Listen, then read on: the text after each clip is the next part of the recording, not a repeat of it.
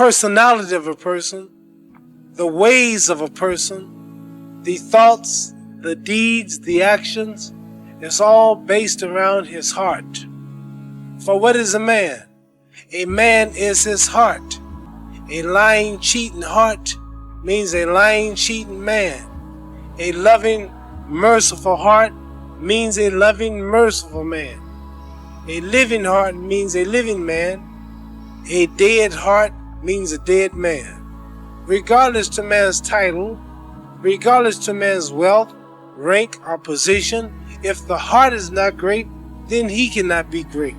But if the heart is great, that man remains great under all circumstances, rich or poor, large or small. So it is the heart that makes one large or small.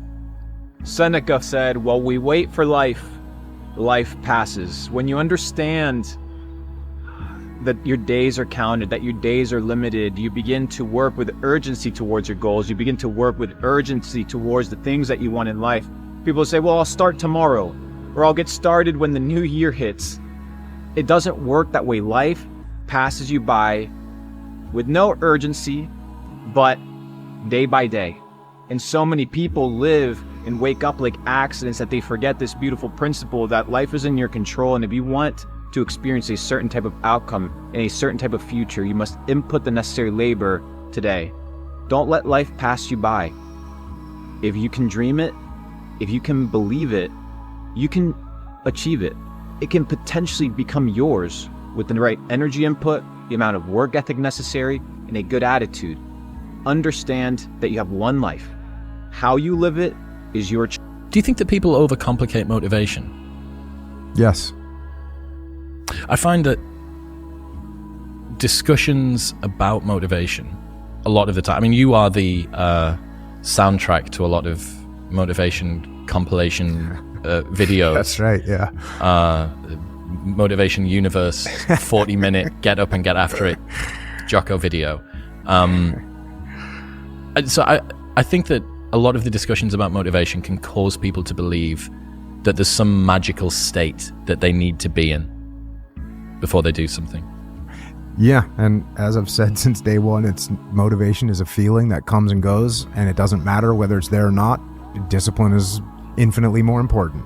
So no matter how you feel, get up and do what you're supposed to do.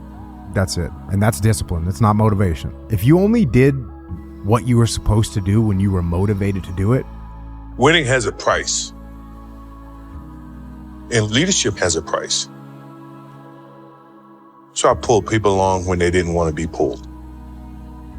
I challenge people when they don't want to be challenged. Once you join the team, you lived at a certain standard that I played the game. And I wasn't going to take any less. Now, that means I had to go in there and get in your ass a little bit, and I did that. You ask all my teammates, the one thing about Michael Jordan was he never asked me to do something that he didn't fucking do. I wanted to win, but I wanted them to win and be a part of that as well. Look, I don't have to do this. I'm only doing it because it is who I am. That's how I played the game. That was my mentality. If you don't want to play that way, don't play that way. What could you do to improve yourself? Well, let's step one step backwards. The first question might be, why should you even bother improving yourself?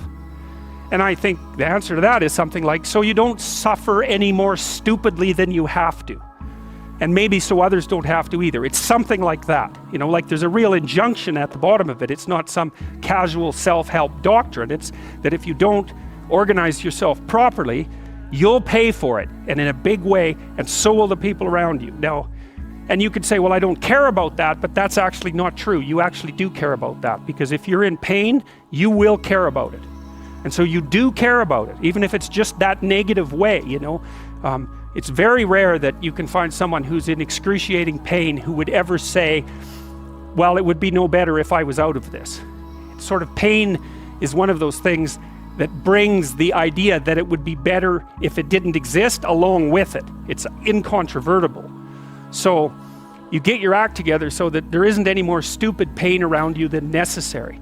Well, so then the question might be, well, how would you go about getting your act together? And the answer to that, and this is a phenomenological idea too, it's something like, look around for something that bothers you and see if you can fix it.